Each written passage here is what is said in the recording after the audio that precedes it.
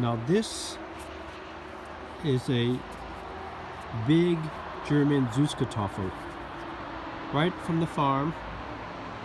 I'll peel it later, but I just wanted you to see the size of this. The nutritional value is huge in this. And what's interesting is the Germans, I was just at the farmer's market, and this old German guy came up to me, spoke a little bit of English, but he saw me fishing around the Süßkartoffel sweet potato bin and asked me what I did with it.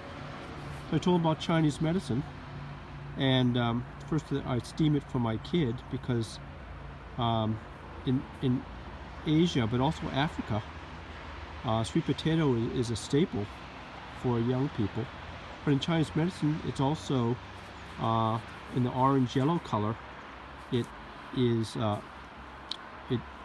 very nutritionally good for the spleen and stomach, which of course is the center.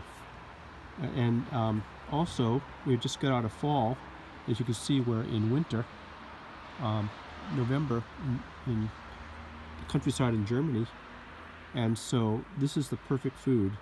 But I also told him that the Chinese make soup out of it with ginger, and a little bit of ginger and natural sugar, and that in China it's considered to be have very high medicinal value for the body.